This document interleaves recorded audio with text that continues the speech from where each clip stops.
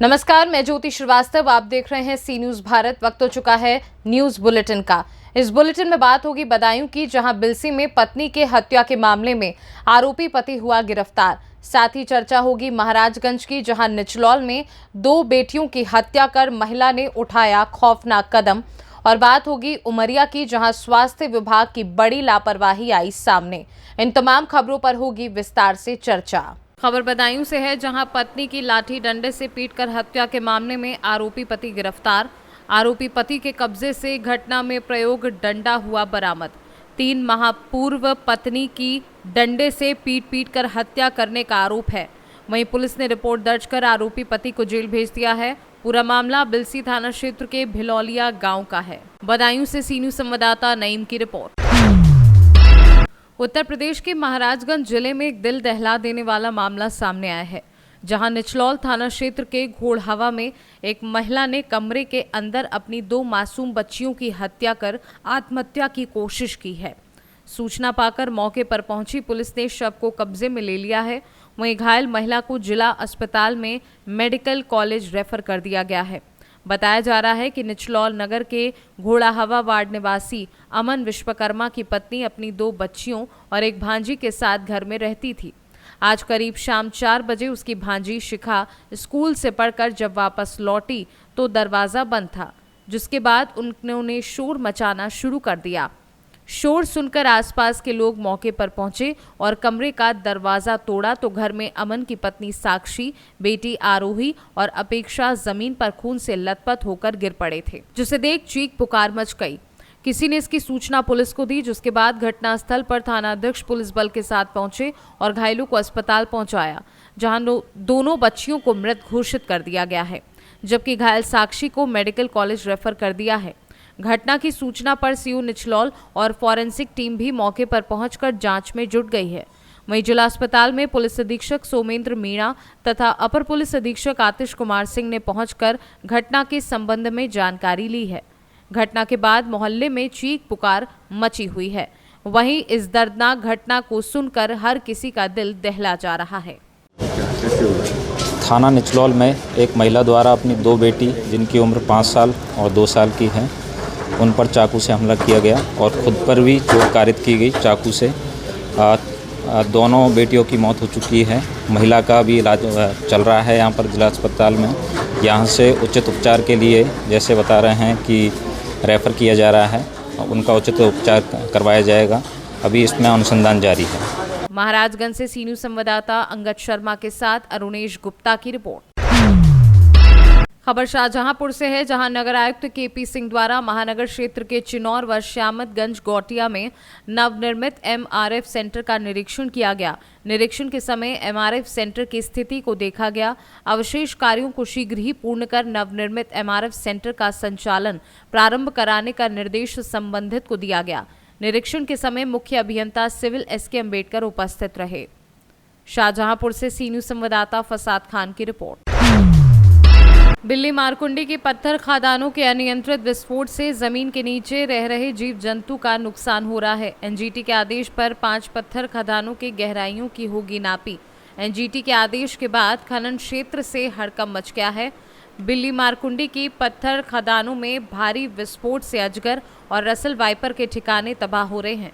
5 पत्थर खदानों पर एनजीटी के कमेटी गठित की है। अब नपेगी खदानों की गहराई। उक्त बातें प्रेस से साझा करते हुए याचिकाकर्ता तिलका माझी फाउंडेशन की रितिशा और अधिवक्ता विकास शाके ने कही है। वहीं एनजीटी के प्रिंसिपल बेंच नई दिल्ली में याचिका प्रस्तुत करने वाली अधिवक्ता रितिशा ने बताया कि बिल्ली मारकुंडी में जिन पहाड़ों पर पत्थर का खनन किया जा रहा है वह अजगर और रसलाइवर का ठिकाना है। वहीं पर खननकर्ता भारी मात्रा में बारूदों का प्रयोग करके विस्फोट कर रहे हैं, जिससे उनके ठिकाने तबाह हो रहे हैं। वन विभाग सुरक्षित वन और राज्य सरकार की जमीनों में जो सीमा निर्धारण की है वह दोहरी लूट की छूट खननकर्ताओं को दे रही है, जिससे पर्यावरण को भारी क्षति पहुंचाई जा रही है, जिसके संबंध में याचिका अपने अधिवक्ता अभिषेक चौबे के माध्यम से प्रस्तुत की है। क्या नाम है आपका? आज प्रेस वार्ता किस बिंदु पॉइंट के लिए हो रहा है? वनों से आच्छादित भूभागों पर अवैध खनन के संबंध में मैंने एनजीटी में याचिका दायर की थी, जिसके दौरान हमारे अधिवक्ता अभिषेक चौबे ने बहस किया और बहस में हमारे जिलाधिकारी के द्वारा पालिका आदेश के अनुसार उन्होंने यह कहा कि यह साबित हुआ कि वहाँ पे अवैध खनन हो रहा है। अभी भी फिलहाल माह जुलाई में 2023 में निदेशालय निदेशिका रोशन जैकब ने वहाँ पे जाकर के काफ़ी मुआयना किया, काफ़ी खनन खदानों का मुआयना किया। वहाँ पे ये पता किया कि हाँ, अपनी लीज क्षेत्र से बढ़ करके अवैध खनन हो रहा है और उस अवैध खनन में काफ़ी बड़ी बड़ी मशीनों का प्रयोग हुआ है। उस मशीनों के द्वारा वहाँ की भूभागों पर पहाड़, एक तो पहली बात की पहाड़ खाते के नाम पे दर्ज, कुछ लीज जो है पहाड़ खाते के नाम पे दर्ज है और राज्य सरकार की स्वामित्व में, इस वजह से लीज मिला। लीज क्षेत्र से अधिक बढ़कर के भी अवैध खनन किया जा रहा है मशीनों द्वारा। वह उस क्षेत्र में काफ़ी तरीके के सांप, स्पेशली रसल वाइपर और अजगर काफ़ी संख्या में पाए जाते हैं और ये सोनभद्र में सबसे अधिक पाए जाते हैं। खनन इलाका है, वहाँ पर जो पहाड़े हैं, वन विभाग और राज्य सरकार के मिलजुलना नंबर थे। इन नंबरों का जो डिमार्केशन हुआ है, पहले से ही जो वनों से आच्छादित जो इलाके थे उसे खोद दिया गया था। बाद में डिमार्केशन के बाद जो पहाड़ियाँ जो खोद दी गई थी उसको बाद में सुरक्षित वन कर दिया गया और फिर जो पहाड़ी जो सुरक्षित वन में मौजूद था उसे राज्य सरकार को बता दिया गया। इस तरह से राज्य सरकार की लीज के नाम पर, उनके ज़मीनों के लीज के नाम पर पूरे के पूरे जो वहाँ वन संपदाएँ थे उसका जो खनन माफिया हैं उन्होंने पूर्ण रूप से वनों के अस्तित्व को समाप्त कर दिया। ऐसी स्थिति में जो इन पहाड़ों में रहने वाले अजगर और रसल वाइपर थे उनके सारे घरौंदे को नष्ट कर दिया गया और हैवी ब्लास्टिंग के कारण ये लगभग विलुप्त होने की स्थिति में चले। इसके संबंध में तिलका माझी फाउंडेशन के रितिशा जी के द्वारा सुप्रीम कोर्ट में एनजीटी में, जो सुप्रीम कोर्ट का एक प्रिंसिपल बेंच है, जो ट्रिब्यूनल बेंच है, वहाँ पर एक याचिका प्रस्तुत की गई है। उस याचिका पर न्यायालय ने गंभीरता लेते हुए 5 सदस्यीय टीम गठित की है और पूरे प्रकरण की जांच करने के लिए, जिसमें जो पर्यावरण एवं वन जलवायु परिवर्तन मंत्रालय के एक सदस्य सचिव होंगे केंद्र सरकार की तरफ से और केंद्रीय प्रदूषण नियंत्रण बोर्ड के सदस्य सचिव होंगे और यहाँ के स्थानीय जो प्रभागीय वनाधिकारी और जिलाधिकारी, इन लोगों की एक ज्वाइंट कमेटी होगी। उसका कोऑर्डिनेशन जिलाधिकारी सोनभद्र करेंगे और यह जांच आख्या 15 मई तक न्यायालय ने आहूत किया है। 1 सप्ताह पूर्व इनको जांच आख्या देनी है और 15 मई को पुनः इस याचिका पर सुनवाई होना है। इस याचिका को एनजीटी में जो वहाँ अधिवक्ता है अभिषेक चौबे जी इस मामले को लड़ रहे हैं और इस मामले में यह उम्मीद जताई जा रही है कि निश्चित रूप से जो चिन्हित 5 खदानें हैं जिन्होंने अवैध तरीके से सुरक्षित वन में जा कर के खनन किया है, जिनके ऊपर एक पेनाल्टी भी लगाई गई थी, जो इन्होंने अवैध खनन को स्वीकार करते हुए जमा कर दिया है। इसके संबंध में बहुत ठोस कार्रवाई के बाद इनके अभी जो गहरी खदानें हैं, गहरी खदानों पे भी अभी नापी होगी, अवैध तरीके से खदान है। और इस मामले में अब तक सबसे महत्वपूर्ण बात यह है कि जो डीजी सेफ्टी माइंस है, डीजी सेफ्टी माइंस को भी इस कमेटी में रखा गया है और डीजी सेफ्टी माइंस बताएं कि सोनभद्र की जो पहाड़ियों में जो इतनी गहरी खनन हुए हैं और जो वहाँ एक्सप्लोसिव यूज होता है उसके लिए उनकी क्या पॉलिसी है।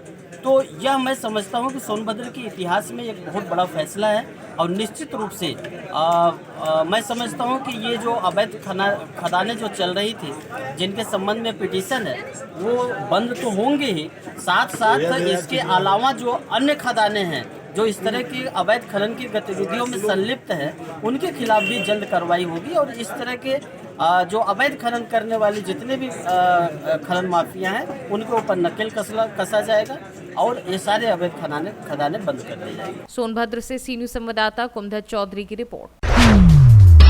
सरकार स्वास्थ्य को लेकर लाख दावे करे, लेकिन कितना सही है दावा, इसका उदाहरण जिला मुख्यालय से महज 11 किलोमीटर दूर करकेली स्वास्थ्य केंद्र में जच्चा और बच्चा की मौत के बाद देखने को मिला।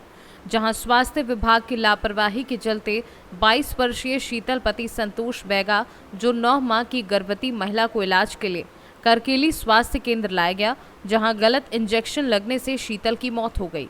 स्वास्थ्य केंद्र में जिम्मेदार बीएमओ डॉक्टर वीएस चंदेल नहीं थे, जिस वजह से इलाज नर्स रानी शुक्ला और लक्ष्मी चौधरी ही कर रहे थे। दोनों की लापरवाही के चलते जच्चा और बच्चा दोनों की मौत हो गई है। वहीं स्वास्थ्य सुरक्षा पर सवाल खड़े किए जा रहे हैं।